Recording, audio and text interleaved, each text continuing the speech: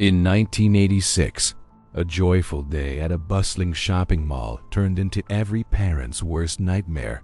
A young boy vanished without a trace. Despite desperate searches and endless questions, his fate remained a heartbreaking mystery. Now, 26 years later, his mother casually turns on the TV and is stunned when she recognizes the face of a reporter covering a live story. Could it really be him? Her lost son, alive after all these years?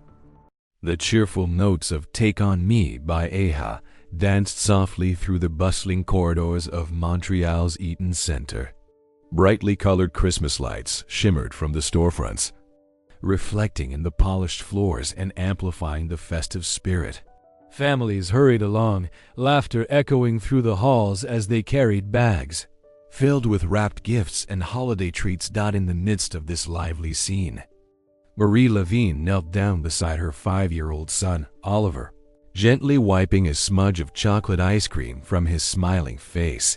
"You're making a mess, little man," she teased lovingly, her eyes filled with warmth. Oliver laughed, his hazel eyes sparkling under the mall's fluorescent lights, holding tight to his mother's hand. Marie smiled softly, feeling an overwhelming sense of joy as she absorbed every moment of this special day. Christmas was only a week away, and Oliver's excitement was contagious. They walked together past toy stores with impressive displays, robots blinking with colorful lights, action figures arranged neatly behind glass windows, and stuffed bears waving mechanically. Oliver's eyes widened, mesmerized. "Mommy, can we please go in there?" he begged, pointing at a large toy store glowing in vibrant reds and yellows. "Maybe later, sweetie," Marie answered gently. "First, let's head over to the playground, okay?" Oliver nodded eagerly, gripping his mother's hand tighter, and they continued down the bustling hallway toward the center of the mall. The playground area was bustling with children happily climbing on brightly colored slides, swinging on ropes, and laughing as they dove into a giant ball pit. Marie helped Oliver remove his little jacket, revealing his favorite t-shirt, a futuristic robot design proudly displayed across his chest. "Now go have fun, but stay where I can see you, all right?" Marie instructed warmly. "Okay, Mommy." Oliver replied with a bright smile, his curls bouncing as he ran off to play. Marie sat down on one of the nearby benches, letting out a contented sigh. She watched Oliver carefully, smiling as he climbed the ladder and giggled down the slide. Everything felt right. She briefly closed her eyes, savoring the peacefulness of that perfect December day. A familiar voice broke through her moment of reflection. "Marie, is that really you?" Marie turned quickly, startled yet delighted. Standing a few feet away was Alice Thorne, her childhood friend, whom she hadn't seen in years. "Alice," Marie exclaimed, standing up and hugging her friend warmly. "It's been forever. How have you been?" "Oh, you know," Alice replied with a light laugh. "Life has its ups and downs. But look at you, still as lovely as ever." "And you have a son now?" Marie beamed proudly. "Yes, Oliver. He's over there, playing." She gestured toward the playground. Oliver waved enthusiastically from atop the slide, smiling as Marie waved back. The two women quickly fell into an easy conversation, exchanging stories, laughing about old memories, and catching up on each other's lives. The mall around them continued bustling with shoppers and families, a harmonious blur of joy and holiday spirit. Marie felt relaxed, comforted by the familiarity of her old friend's presence. Their conversation continued effortlessly for several more minutes, filled with nostalgic laughter and joyful exchanges, until Marie glanced back at the playground. Suddenly, a cold wave of panic gripped her heart. Oliver was nowhere to be seen. "Oliver?" she called, a slight tremor edging her voice. She moved closer, scanning the playground quickly, anxiety building rapidly inside her chest. "Oliver, honey, where are you?" She hurried toward the playground, her pulse racing, eyes darting between each child's face.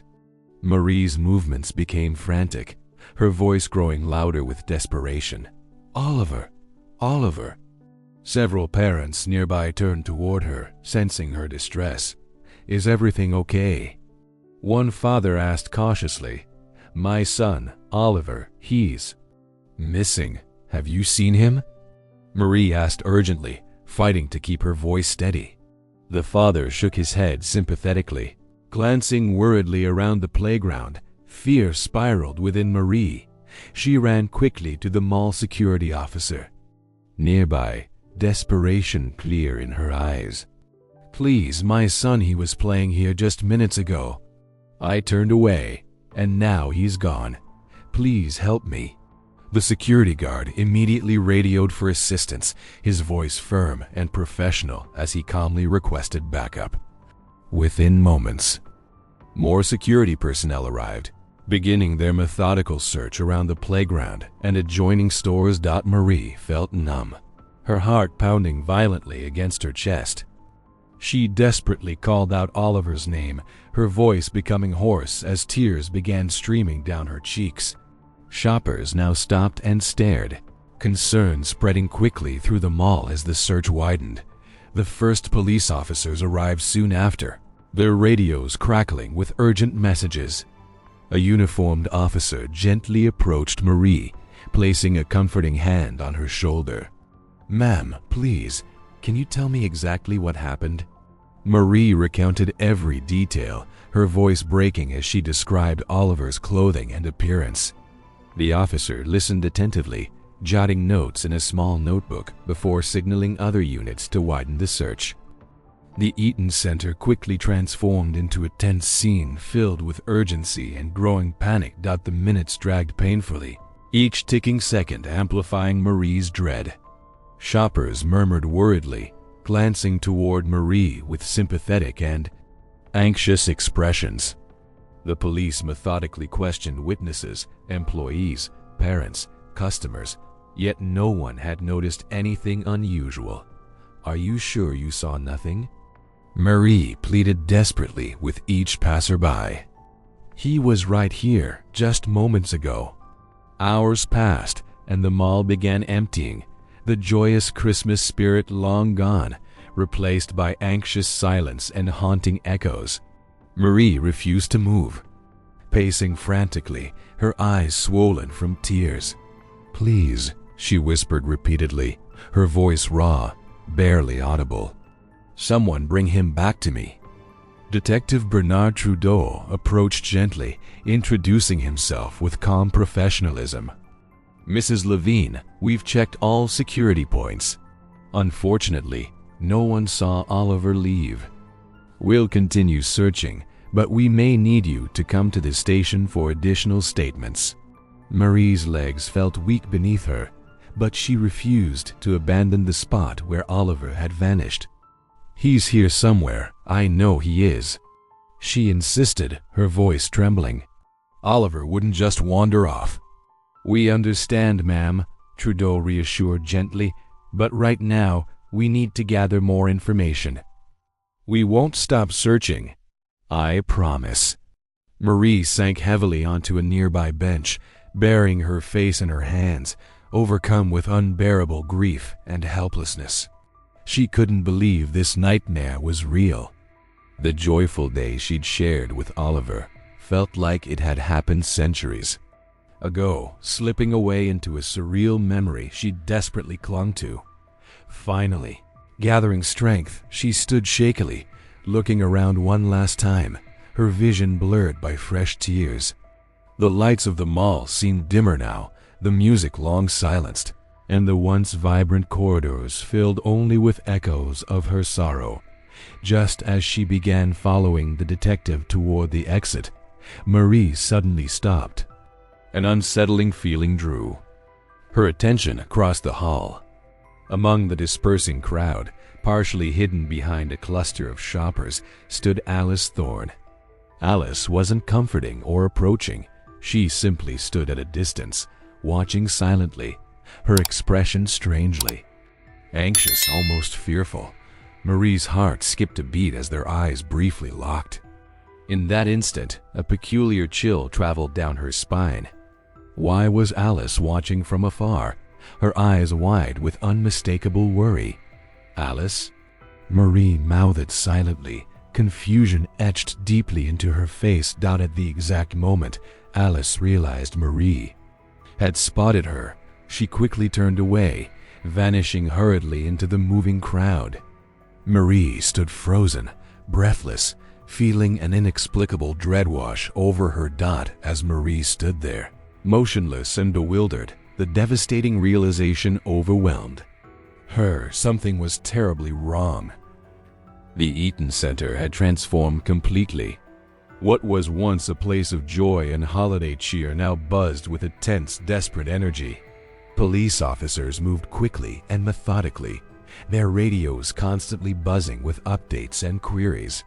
Bright yellow tape marked areas off-limits and curious.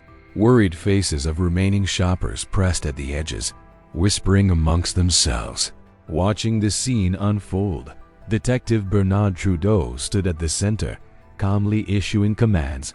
His experienced eyes scanned each inch of the mall, his mind racing through possible scenarios.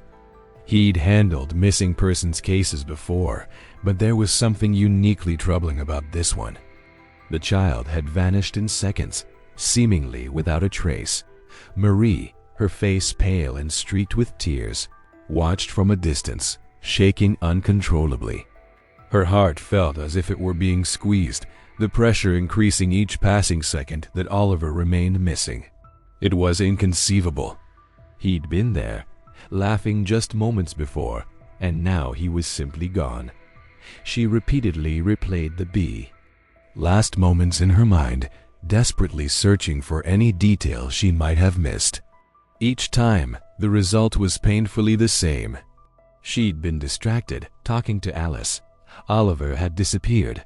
How could a child vanish without anyone seeing anything? Detective Trudeau approached slowly, his eyes softening with sympathy. Mrs. Levine, we've interviewed every witness nearby. So far, nothing suspicious was reported. Are you certain you didn't see anyone unusual? Marie shook her head, despair in her voice. No, I turned away for just a moment to speak to my friend Alice. The detective noted the slight hesitation in her voice. This friend of yours, Alice Thorne, did she see anything? Marie paused, troubled by Alice's strange behavior moments before. I don't know, she admitted quietly. She was here, but she seemed odd afterward. Trudeau's eyes narrowed. Odd how? Marie hesitated, voice trembling. She stood far away, watching me. When she noticed I saw her, she quickly disappeared into the crowd. I don't understand why she would do that. Trudeau's expression became serious. We'll look into it. Do you have contact information for Alice Thorne? Marie nodded, providing the detective with Alice's last known phone number and address. But even as she spoke, a heavy sense of doubt filled her. Why would Alice behave so suspiciously? Over the next hours, the search intensified. Officers combed through every inch of the mall, the parking lots, storage rooms, and dumpsters. The surveillance cameras were limited, covering only select areas. Footage showed Oliver entering the playground, but after that, nothing. No footage captured him leaving.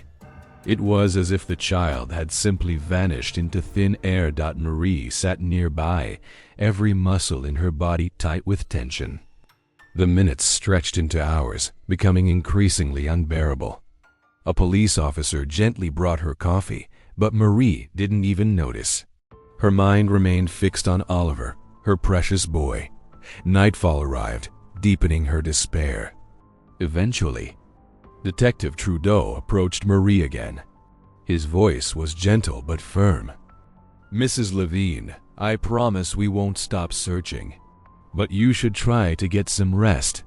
If anything happens, we'll contact you immediately." Marie reluctantly agreed, knowing logically she couldn't help by staying, but feeling deeply guilty at the thought of leaving without Oliver. Her house felt cold, dark, and empty when she returned, the silence oppressive. Marie entered Oliver's room, softly illuminated by moonlight, looking at his small bed, toys, and drawings. She sank onto the bed and wept bitterly. The following days turned into a blur of police interviews and neighborhood searches.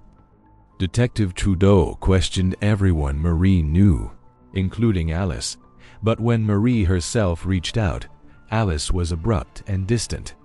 "Alice, why were you acting so strange at the mall?" Marie asked during a tense phone call. Alice responded stiffly, "Marie, I don't know what you mean. I was shocked like everyone else. Then why did you leave so suddenly?" Alice hesitated, her voice tight. "Look, I was upset, okay? I felt helpless. There's nothing more I can tell you." Marie tried pressing further, but Alice sharply ended the call. Soon after, her phone line was disconnected and her apartment empty, leaving Marie baffled and suspicious. Why would her friend disappear like that? As weeks became months, Marie's frustration grew. Posters with Oliver's smiling face faded under the weather, leads went nowhere, and the media attention slowly dwindled. Detective Trudeau, though determined, ran out of clues. Each visit from the detective, now apologetic and discouraged, felt increasingly hopeless. Marie felt as if a piece of herself had been ripped away. She went to work mechanically, her colleagues gently avoiding the subject of Oliver, unsure how to comfort her. Her home became a shrine to her missing son, his room untouched, toys gathering dust. Each night she sat by his bed, whispering softly, praying he might somehow hear her. Her grief was relentless, transforming slowly into bitterness. She distanced herself from friends and relatives, turning inward, refusing invitations, avoiding any celebration or gathering. Soon, her world became smaller, defined solely by the absence of Oliver. Trudeau visited her periodically, each time delivering the same heartbreaking news: no progress. Marie saw the genuine regret in his eyes, but nothing could ease her growing anger and hopelessness. One evening, nearly 4 months after Oliver's disappearance, Marie returned home after another joyless day at work. Gathering her mail absent-mindedly, she entered the silent house.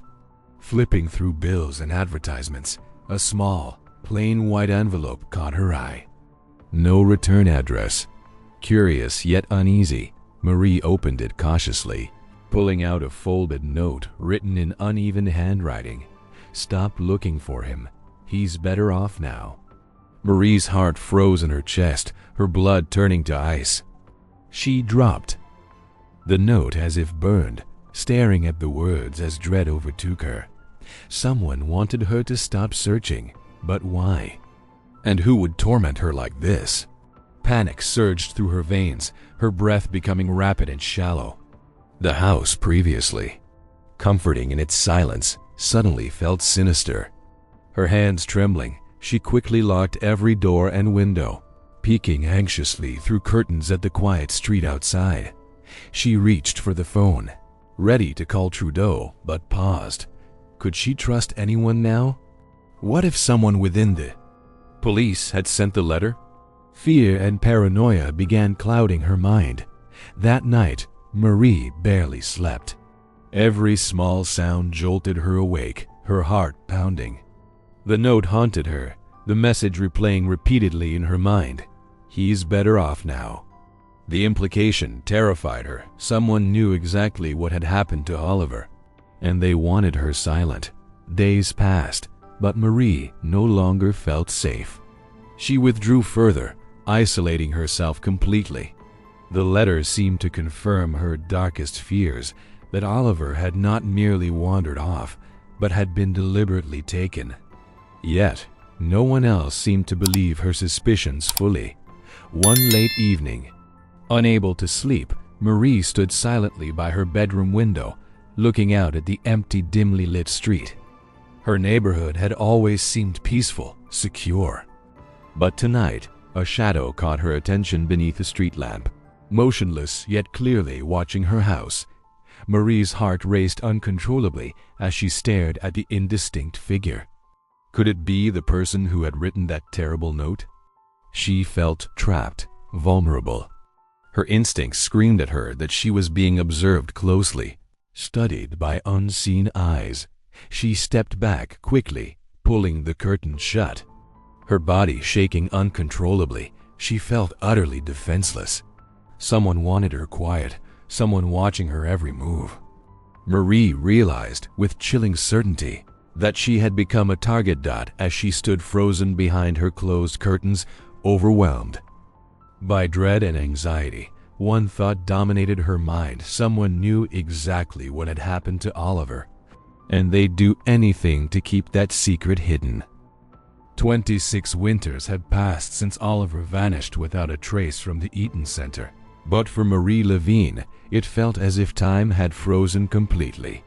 Life around her moved forward, changing rapidly, yet her own existence remained stuck-trapped in an endless loop of memories, unanswered questions, and bitter solitude.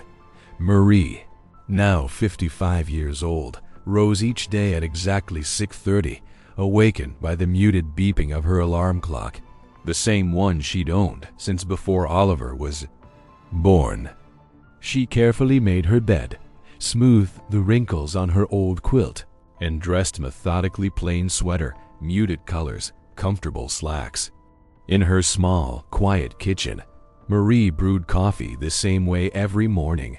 1 spoon of sugar, a splash of cream. Nothing ever changed. Everything in her life was predictable, controlled, and comfortingly numbed. Each morning, she gently opened Oliver's bedroom door and glanced inside. It remained untouched, just as it had been the day he disappeared. Toys sat neatly on shelves, his favorite robot action figure standing proudly by his pillow, eternally waiting for his return. His clothes, long outgrown and faded, still hung silently in the small closet. Marie never entered fully, unable to bear disturbing this frozen memory. She simply stood at the threshold, whispering softly, "Good morning, Oliver." Marie's days were spent in the quiet safety of Montreal's municipal library. She appreciated the tranquility the library offered, a sanctuary where silence was respected and no one questioned her solitude. She sat at the front desk, methodically organizing book returns, answering patrons' questions politely yet distantly. Most regular visitors had grown accustomed to Marie's reserved presence, offering respectful nods rather than intrusive conversation. Her co-workers whispered occasionally behind her back, curious about the quiet woman who seemed always wrapped in sadness. But none dared approach her, sensing her invisible barriers. Marie's isolation was by design. After Oliver's disappearance, trust in others became nearly impossible. The haunting letter she'd received all those years ago, warning her to stop looking, still lingered ominously in her thoughts, amplifying her fear and mistrust. Attempts at friendships faded quickly, social invitations were routinely declined, and soon, people simply stopped trying. Marie existed quietly in the shadows of her own life, content to remain unnoticed. Evenings were hardest. After work, Marie returned directly home, prepared a modest dinner, and sat silently at her small kitchen table, the only sound being the faint ticking of an old wall clock. The radio played softly in the background, tuned always to the same classical station. There were no surprises, no changes. Routine was her only comfort, her sole anchor. Marie's psychological struggle was profound yet hidden beneath her carefully maintained exterior. Each night, She wrestled privately with the same painful questions. Where is he? What happened that day? Could I have done something differently?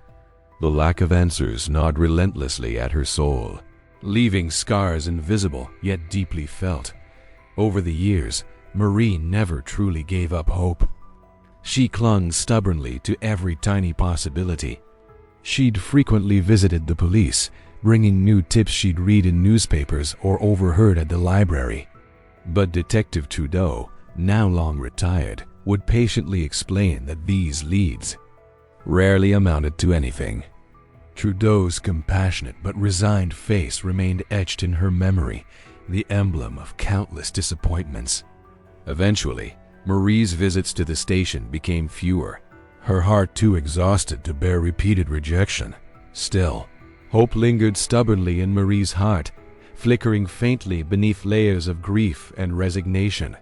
Each Christmas Eve, she wrote Oliver a heartfelt letter, carefully folded and placed into a wooden box she kept beneath her bed, promising him and herself that she'd never forget him, that someday they'd reunite. Though no reply ever came, writing these letters offered her a quiet, bittersweet peace. On this particularly cold December evening in 2012, Marie closed the library promptly at 7 o'clock, stepped into the icy air, and wrapped her worn scarf tightly around her neck. Her breath formed small white clouds in the crisp Montreal air, illuminated faintly by the street lamps. She walked home slowly through familiar snowy streets, eyes cast downward, avoiding the gaze of passing strangers. It was easier this way, disconnected. Unseen, UNBO2HERED. At home, Marie unlocked the door and stepped inside. The house was quiet as always, the hallway filled with shadows. Removing her coat, she glanced into Oliver's room briefly, the silhouette of his toys visible in the darkness. She moved into the kitchen, reheated leftover soup, and ate silently at her small table, staring absent-mindedly at the pale yellow wallpaper. After washing her dishes, Marie walked into the modest living room, switching on the old television set, a small act of escape from her thoughts, letting the soft murmur of news reports and commercials fill the heavy silence of the chilla room. Her weary eyes gazed vacantly at the screen, barely registering the images flickering in front of her. She barely noticed when the screen abruptly shifted, a bold red banner stating "Breaking News" grabbing attention. The TV anchor spoke quickly, reporting love from the Jacques Cartier Bridge, where a serious accident had halted traffic. Marie sat forward slightly, focusing briefly on the scene. Bright emergency lights flashed urgently in the background. Police officers moved hurriedly, their movements chaotic. A young reporter, microphone in hand, stepped forward into frame, beginning to speak calmly yet firmly, explaining the situation to viewers. Marie's eyes lingered lazily on the man's face, her mind distractedly processing his words. But slowly, a strange sensation emerged deep within her, a flicker of recognition, faint yet powerful.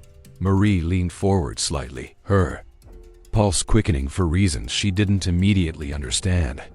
Her heart began beating loudly in her ears, drowning out the reporter's words. The man on screen, his expression, the way he held himself, even the subtle manner in which he touched his chin thoughtfully struck Marie with sudden, overwhelming familiarity. She blinked several times, her breath growing shallow as confusion and disbelief wrestled inside her mind. She moved closer, as if proximity could somehow clarify her vision, make sense of what seemed impossible. The reporter continued speaking, oblivious to the woman sitting at home whose world had suddenly tilted sharply on its axis. Marie's chest tightened, her hands trembling as the room seemed to spin slowly around her. The reporter's voice became distant background noise, his face now filling the entire screen. Unmistakably familiar, painfully recognizable. "No," she whispered faintly, shaking her head slowly, tears blurring her vision. Her heart thundered fiercely, feeling as though it might burst from her chest. Her eyes never left the screen, desperately tracing every detail of the reporter's face. His eyes, his gestures, it couldn't be. Yet her heart already knew the truth, sending waves of joy and confusion crashing violently within her. Marie raised a trembling hand, covering her mouth as a single word escaped her lips, a word she'd waited 26 unbearable winters to say again, a name she'd whispered nightly in prayers and dreams. Oliver? Marie couldn't breathe. Her entire world had shifted the moment she saw Oliver's face on the television screen. Her heart raced uncontrollably, her hands trembling as she clutched the remote tightly, unwilling to let him vanish again, even from something as fleeting as a news report. She stayed up all night, unable to sleep, replaying the recorded footage over and over. With every frame she paused, there was no doubt left in her heart. It was Oliver. The face she had dreamed about nightly, traced in photographs 1,000 times, and carried desperately in her heart for 26 years, now belonged to a confident young man named Adam Lewis. Her son was alive. The realization sent a surge of hope and determination flooding through her veins. Early the next morning, Marie called the television station. Her voice shook with desperation as she pleaded with the receptionist. "Please, I just need to talk to Adam Lewis. It's urgent." "I'm sorry, ma'am," the woman replied kindly but firmly. "We cannot connect viewers directly to reporters." Marie felt helpless frustration rising. She pleaded again. "He's my son. I recognized him." "Please," the receptionist hesitated momentarily, her voice softening. "I truly wish I could help, but it's against policy. You'll need to contact him privately." Marie hung up slowly, disappointment and determination intertwined. If they wouldn't help her, she would find Adam herself. Over the next days, Marie meticulously prepared her journey. She knew she couldn't face this alone, and so her thoughts immediately returned to Detective Trudeau. Though retired, he'd always listened carefully to her. Maybe now he would finally see she wasn't just a desperate mother, but someone who had genuinely found a breakthrough. She found Trudeau easily enough. His modest home sat at the edge of a quiet neighborhood nestled behind tall trees. Marie's heart fluttered anxiously as she knocked softly on his door, shifting nervously from foot to foot. The door opened slowly, revealing a grayer but still, sharp-eyed Trudeau who stared at her in astonishment. "Marie? Is everything okay?" "I found him, Bernard," she blurted emotionally, tears filling her eyes. "I saw Oliver on television. I swear to you, he's alive." Trudeau invited her inside gently, concern in his eyes. He listened patiently, studying the footage Marie brought carefully recorded on an old VHS tape. She watched his expression shift from skepticism to stunned disbelief as he saw Adam Lewis's face clearly on the screen. Trudeau stood abruptly, moving quickly toward a cabinet. He returned with a worn cardboard box labeled simply, "Oliver. Lavigne, 1986.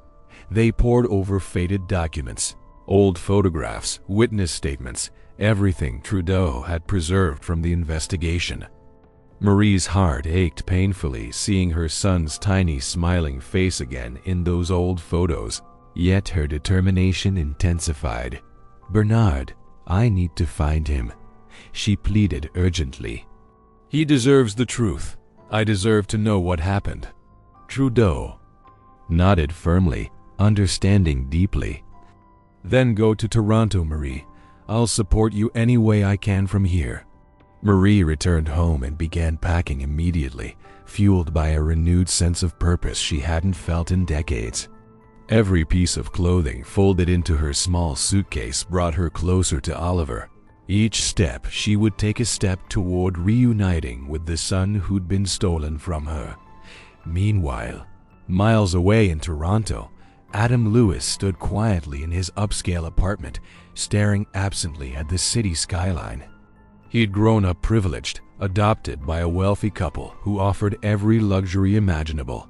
His childhood had been comfortable, stable, and filled with opportunity, but beneath the perfect surface, something had always felt subtly off. As a boy, Adam had often awakened in the night, heart pounding, haunted by dreams he could never clearly remember, shadows of another life, a different mother, faded memories of laughter, colorful toys, and strange echoes of sadness.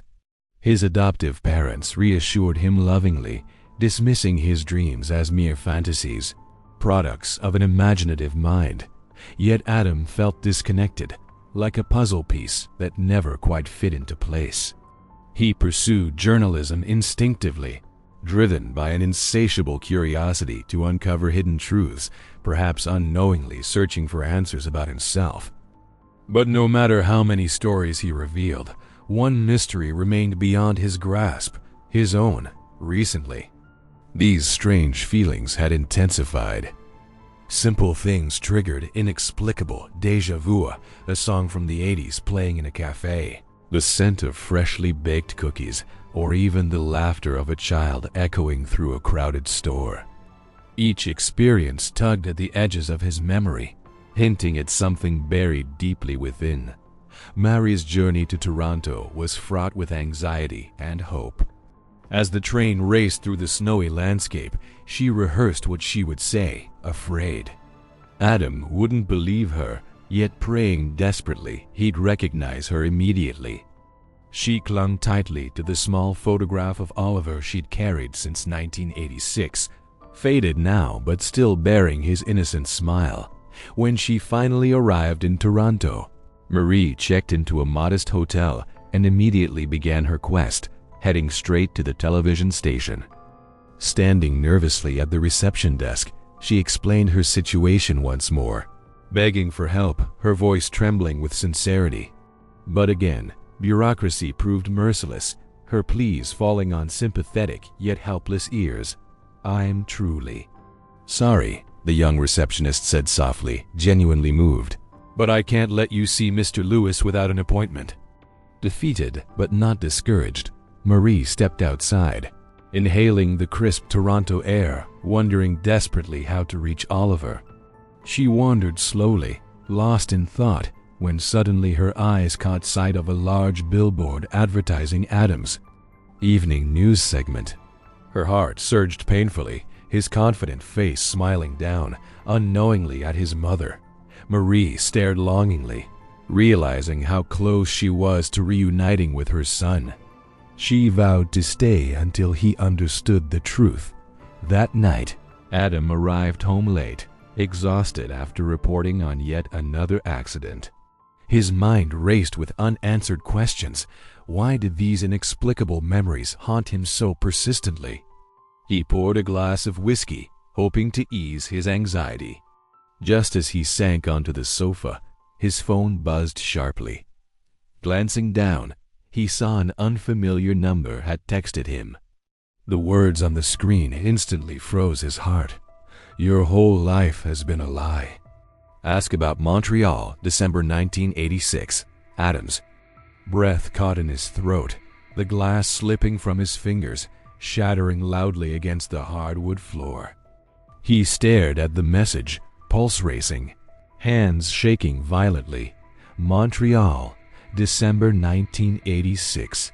Those words resonated deeply, pulling at his very core, stirring long-forgotten fragments of memory. Confusion overwhelmed him. Why Montreal? What had happened? In December 1986, the questions spiraled rapidly through his mind, each one more frightening than the last. Adam's sense of security, carefully maintained through years of stable routine, shattered instantly, replaced by dread and uncertainty. He rose shakily, pacing anxiously around the apartment, his head spinning, his breathing rapid and uneven. The unsettling feeling he'd carried all his life now exploded into full-blown panic. Was this text just a cruel prank, Or had someone finally exposed a buried truth he'd always sensed? Adam stared again at the message, each word stabbing deeper into his mind, puncturing illusions he'd unknowingly built his life around. His throat tightened painfully as emotions surged, waves of panic and dread washing violently over him. In Montreal, December 1986, his life had changed irrevocably. This he somehow knew deep in his bones, though the details were maddeningly absent. He lowered himself unsteadily onto the sofa, burying his face in trembling hands, whispering hoarsely to himself, "My God, what's happening?" The silence in his apartment became deafening, each passing second amplifying his fear. Adam Lewis, successful reporter, seemingly secure in who he was, suddenly felt utterly lost, frightened, and alone. Yet amid the confusion and panic, something stirred powerfully within, an instinctive certainty that his past was finally catching up to him, demanding attention, begging to be confronted. Shaking violently, Adam read the mysterious message again, heart hammering painfully in his chest as he whispered softly, voice trembling with shock and confusion. Montreal, December 1986. Marie's days in Toronto became a cautious dance. Each morning, she positioned herself discreetly across the street from the television station, hiding behind the bustling traffic and hurried pedestrians. Her heart jumped whenever Adam entered or exited the building. She studied his every movement, watching him interact with colleagues, noting his gestures, his smiles, the confident manner he developed through years as a journalist. Her heart ached seeing how he'd grown without her, yet pride swelled within her chest. Her little Oliver had become an impressive young man. Marie rented a modest apartment near the station, choosing a window overlooking Adam's route home. She spent hours seated quietly, watching his daily routine unfold beneath her gaze. Every evening, Adam walked briskly, carrying takeout food or groceries, always pausing briefly to glance at shop windows or exchange casual greetings with neighbors. Marie noticed a gentle kindness in his interactions, reminiscent of Oliver's sweet nature as a child. Each observation strengthened her resolve to reach him, to reveal the truth, yet fear lingered. She knew powerful unknown forces had kept Oliver hidden for decades. The anonymous letter from years before resurfaced vividly in her memory, causing her constant anxiety. Paranoia intensified. She felt watched everywhere. Shadows startled her. Footsteps behind her on the street sent chills down her spine. Still, determination propelled her forward despite the risks. Adam, meanwhile, had descended into turmoil since receiving the cryptic message about Montreal. Sleepless nights and unanswered questions gnawed relentlessly at his mind. Unable to focus, he eventually confronted his adoptive parents, Margaret and Richard Lewis, during an uncomfortable Sunday dinner. Seated rigidly at the pristine dining table, Adam stared intensely at them, finally speaking the words burning painfully in his chest. "Tell me about my adoption." Margaret's eyes widened, fork frozen midair. Richard cleared his throat nervously. "What do you mean, Adam?" "You know the story." "No," Adam replied sharply. "I mean the real story." Montreal, 1986. I got a message saying my life has been a lie. Margaret exchanged a frantic glance with Richard. Adam noticed their discomfort immediately. "You need to tell me everything," he insisted firmly. "Now." Richard sighed deeply, looking down at the table. "Son, we wanted a child desperately. We waited years unsuccessfully. One day, we heard about a woman who could help someone connected to an adoption agency in Montreal. They offered us a child quietly, without paperwork complications." Adam's heart sank. "You mean illegally?" Margaret's voice broke, tears forming. "We didn't think it felt like our only chance. They told us your mother abandoned you. We didn't question it. We gave you a new name and raised you as ours, loving you fiercely every day since." Adam felt sick, his heart racing with anger and confusion. "Did you know I was kidnapped?" "We never knew the details," Richard confessed bitterly. "But yes, we suspected there might be something questionable. Yet, we convinced ourselves we were saving you." Adam stood abruptly, frustration boiling within him. "Saving me? From who? From what?" Margaret sobbed quietly as Adam stormed out. His perfect, carefully constructed life suddenly felt hollow, built entirely on lies. He needed the truth desperately, no matter how painful it might become. Marie continued her careful vigil outside Adam's workplace, unaware that she herself was now being observed. One cold evening, driving back to her apartment after another day of waiting, headlights appeared suddenly in her rearview mirror. Marie instinctively quickened her pace, anxiety swelling. The car followed closely, swerving aggressively, pressuring her dangerously. Her pulse surged violently as she accelerated, desperate to escape. Suddenly, the pursuing car lurched forward, hitting Marie's bumper sharply, sending her skidding onto an icy shoulder. Her tires screamed, her breath caught, her car spinning out of control until it halted abruptly inches from a steep ditch. Heart hammering, Marie gasped frantically, terrified but unharmed. The other vehicle slowed briefly beside her, tinted windows revealing nothing, before speeding away into the darkness. Terrified, Marie knew she was being warned. Someone wanted her silent, away from Adam, yet her determination only deepened. Whoever had stolen Oliver decades before clearly felt threatened, meaning she was closer than ever to discovering the truth. Adam's search intensified. He dug through old records, adoption documents filled with inconsistencies, forged signatures, and false names. Evidence emerged rapidly: an intricate illegal adoption network active in Montreal during the mid-'80s, preying upon vulnerable parents, stealing children from crowded public spaces like malls and parks.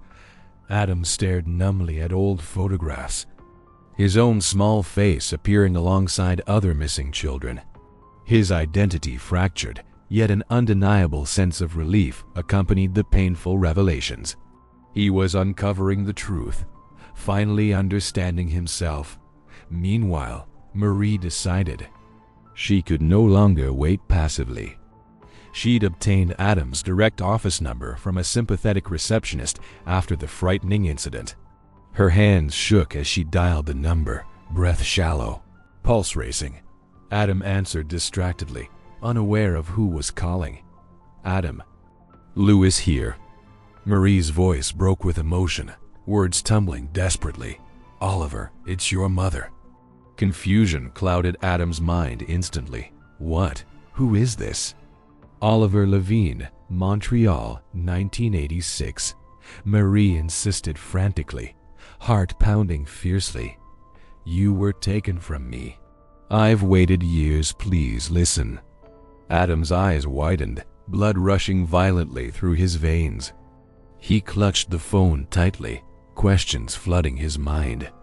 Before he could respond, the door behind him swung abruptly open. A sharply dressed man he didn't recognize entered quickly, eyes cold, expression severe. The stranger seized the phone violently from Adam's hand, voice icy, firm. "Don't speak another word to this woman if you value your life." Adam stared, stunned, frozen by fear and shock. The call ended abruptly, leaving Marie paralyzed with terror, heart racing wildly. In her chest, she'd heard enough of the man's chilling threat to realize the danger Adam now faced. Adam sat trembling, staring numbly at the stranger who coldly returned the phone. "Who are you?" Adam demanded weakly. "A friend," the man replied, cryptically, voice smooth yet sinister. "Consider this your only warning.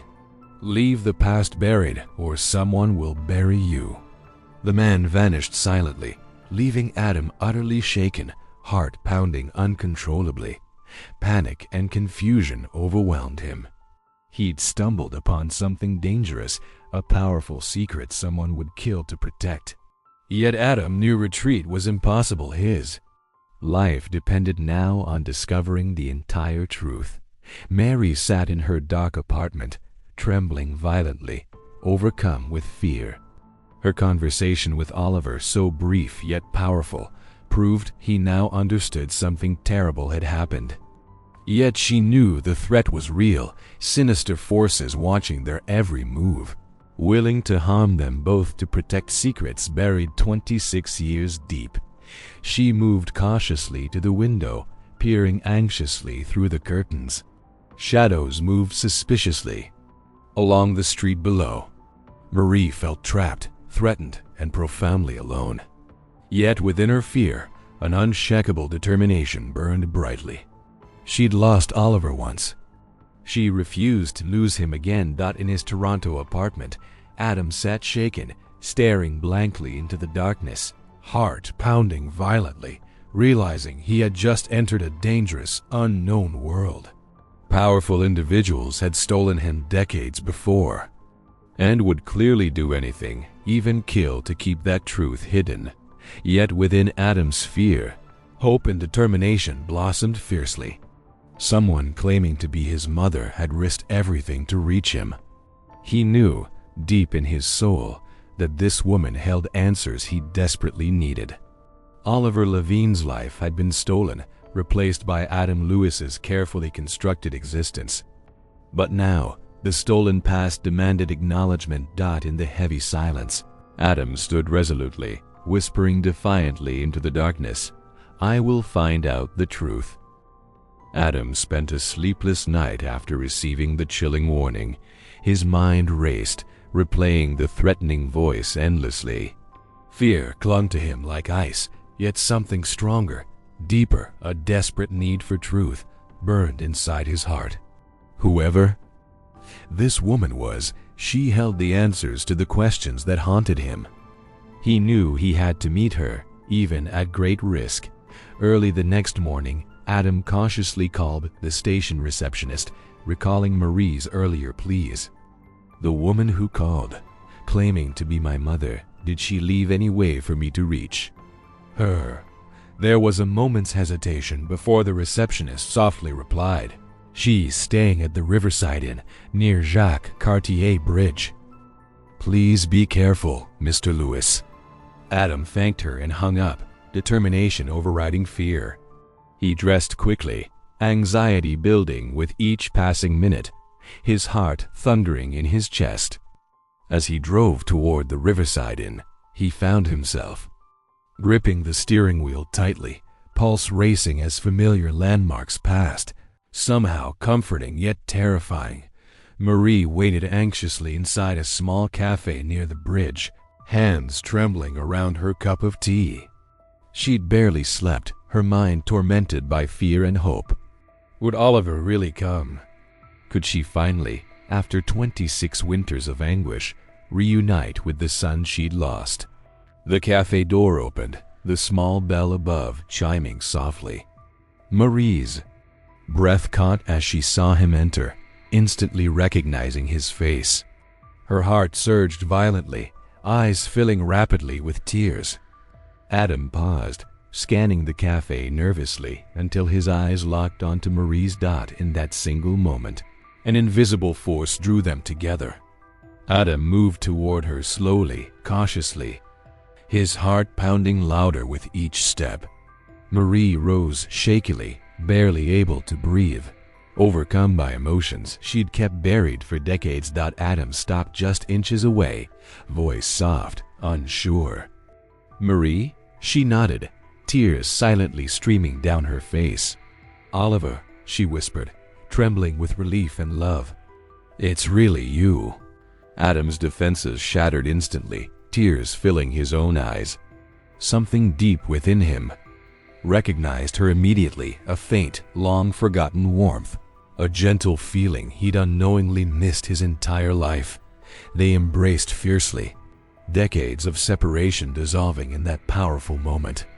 Marie held him tightly, as if afraid he might vanish again, while Adam's breathing quickened, memories flooding back vividly.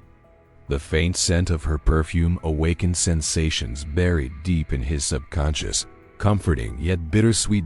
Sitting together, their conversation flowed gently, Marie's trembling voice describing Oliver's joyful childhood details only a true mother could recall.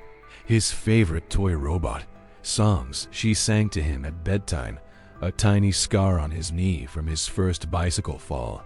Each memory she shared matched Adam's strange dreams and unexplained déjà vu. The truth became undeniable. "I never stopped looking for you," Marie whispered, voice breaking. "Every single day, I waited." Adam reached out, gently taking her trembling hands in his. "I always felt something missing. Now I know it was you." Together, they pieced together fragments of Oliver's lost past, their bond strengthening quickly.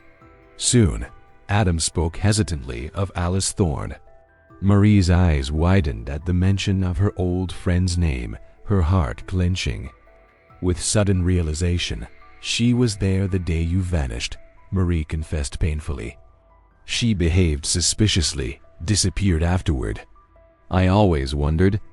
Determined to uncover the truth, Marie and Adam quietly track Alice to a small Toronto apartment.